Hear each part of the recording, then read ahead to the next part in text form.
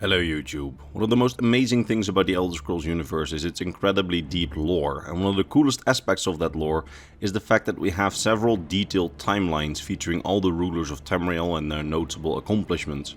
Of course, there are some less well documented ruling dynasties, but especially the Septim dynasty that ruled over Tamriel in the Third Era is pretty well documented. And today I wanted to take a look at the emperor that came before Emperor Uriel Septim VII, the emperor that we see at the beginning of Oblivion. His father, Pelagius Septim IV, is the emperor that came before him. Now, the questions that I'd like to answer in this video today is: who was he, what did he accomplish, and what kind of empire did he leave his son to rule? We'll talk about that and much more after the intro.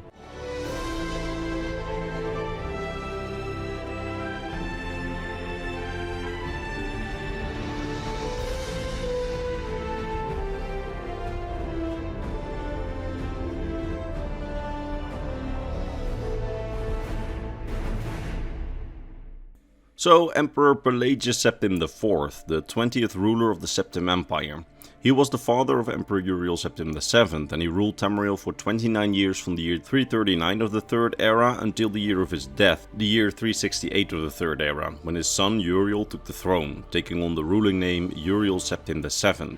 Now, Pelagius Septim IV died relatively young at the age of 54, meaning that his rule could have been far longer, although we don't know the exact cause of his death, unfortunately. Although we do know that he came to the throne relatively young, at just the age of 25, and we know that his ascension to the imperial throne was actually far from straightforward. In fact, at some point he was only 3rd or 4th, or maybe even 5th, depending on how you look at it, in the line of the Septim throne, and it was only through the misfortune of others that he ended up becoming emperor. You see, if we examine this little family tree, we can see that his ascension to the throne was in no way guaranteed, as when his grandfather, Emperor Uriel Septim V, the mad lad emperor who conquered most islands around Tamriel and even tried and failed to conquer Akavir, was in power, Pelagius wasn't even born yet, but there was already one uncle, one aunt and one mother ahead of him in the line of succession, and it suggested that his aunt may have had older children eventually, making him 4th or 5th in line to the Septim throne. However, when Emperor Uriel Septim V went to Akavir for a military campaign to conquer the continent and hugely overstretched his supply lines and the capabilities of his armies, he ended up dying in the attempted invasion of the continent. Now, the details of this whole military disaster overseas is not actually relevant for the topic of this video, so if you want to know more about that failed invasion of Akavir, there's a video on the topic in the description. But what is important to know for this video is that when Emperor Uriel Septim V died in his attempt to conquer the continent, there was nothing to suggest that our Emperor Pelagius would ever ascend to the throne, as 1, he wasn't born yet, and 2, there were 2 people ahead of him in the line of succession that would make sure that he probably would never ascend to the throne. 1, his uncle, Emperor Uriel Septim VI, who was the oldest child of Emperor Uriel Septim V, and who was actually only a child when his father died in Akavir, and his aunt Moriata, who was next in line, and then his mother Eloisa, who was 3rd in line. Because even though these 2 daughters of Emperor Uriel V were apparently twins, it seems that Moriata was the oldest of the 2, so, came out first.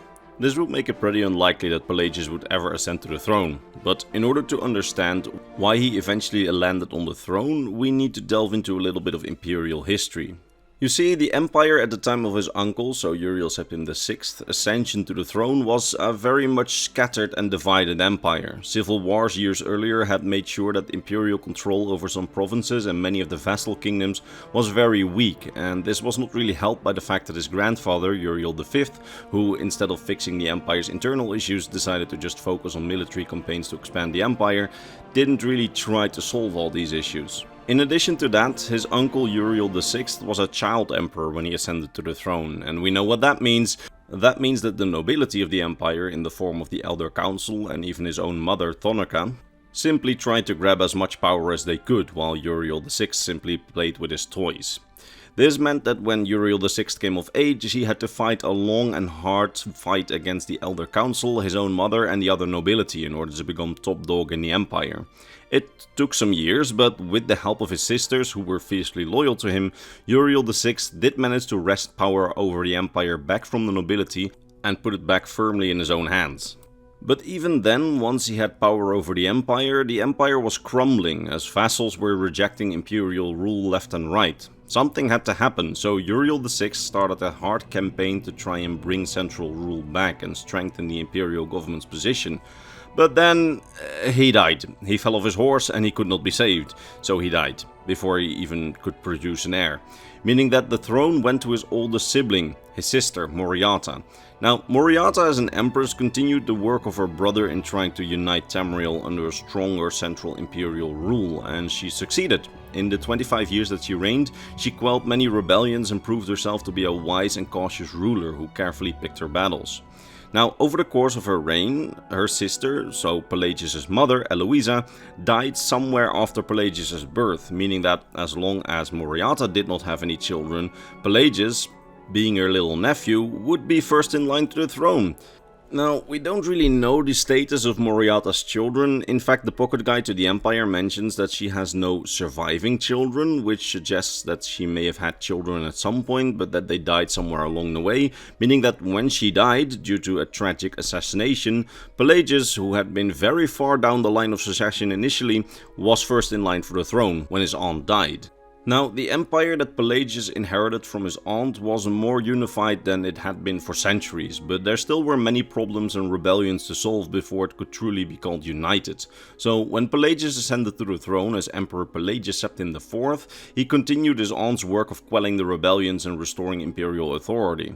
In the end, he ended up making less progress than his aunt had done, with most of the easy rebellions being quelled by her, meaning that he was left with some hard nuts to crack. But despite this, he made steady progress, and his rule would come to be known as one of the most prosperous and peaceful rules of the Septim dynasty, as it was devoid of any major incidents and the economy flourished, while the empire slowly stabilized into a more centralized state. He worked tirelessly to make the empire more prosperous. He worked on infrastructure like roads to make provinces better connected socially and economically to the heartland, and generally proved to be a calm and capable ruler, even trying to build a road through Blackmarsh, something that previous emperors had tried and failed, but he at least partially seems to have succeeded. For all terms and purposes, Pelagius IV was actually kind of a boring emperor, as he just slowly whittled away at making the empire stronger and more prosperous, with no major incidents taking place. I mean, there probably were incidents, and we know that there were a few rebellions and secessions that he had to fight hard with, but there was no big catastrophe like the Oblivion Crisis, the Red Year, or the Dragon Crisis that later rulers would be confronted with. It was just a relatively good time. Now, we don't really know what led to the end of his rule, but what we do know is that upon his death at the age of 55, the empire was the most united that it had ever been, with his son Uriel VII essentially being handed the keys to a relatively stable empire. Now, before I end this video, I want to do a little bit of analysis, because we know that Pelagius IV died relatively early at the age of 54, while some other emperors in the Septim dynasty, like his son Uriel VII, managed to rule until a very old age. It's not unthinkable actually that under any other circumstances, Pelagius IV could have reached the age of 75 under different circumstances, as that seems to be a very realistic age for a Tamrielic emperor in peaceful times. Now, stay with me here for a second, because his son, Uriel VII, when he came to power, relied heavily on a certain advisor to teach him the ropes of ruling, an advisor who became extremely powerful in the 20 years after Pelagius IV's death. That advisor was Jagar Tharn, the individual that would betray Emperor Uriel VII, imprison him in oblivion while secretly taking over the empire's reign himself, while disguising himself as the emperor. It's actually not unthinkable that if Pelagius had lived longer, the entire plot of the Elder Scrolls Arena, with Jagar Tharn impersonating the Emperor and letting the Empire fall apart in regional wars, would not have happened, and that a lot of trouble like the War of Bender Mak and the War of the Blue Divide and several other regional wars would not have happened and would not have weakened the Empire, possibly leaving the Empire stronger and better prepared for example, the Oblivion Crisis. Of course, that's just a thought experiment, but still, it's interesting to think about. And that was my video on Pelagius IV. If you want to continue this story and learn about the rule of his son, Emperor Uriel VII, my video on him is in the description, alongside a video on the War of Bender Mak, one of those regional conflicts that I mentioned, in case you want to know more about that. So, I hope you enjoyed this video and that I managed to teach you something new about the Elder Scrolls universe today. And if I did, why not give the video a like to let YouTube know that this video is worthy. And now, all that remains for me to be done is to vocally thank my top Patreon supporters, Mr. Bernardo Binda, Gabriel Binda, His Soul, King Chris 20, RB Dash, Steve G, Volkir of Argonia, Rakai, Sword of Bushido, and Mr. Christmas. These wonderful people, along with all the other people on screen, so my Patreon subscribers and my YouTube members, make my weekly videos possible, and for that I am very grateful. That being said, I will see you all in the next lore video. Bye bye.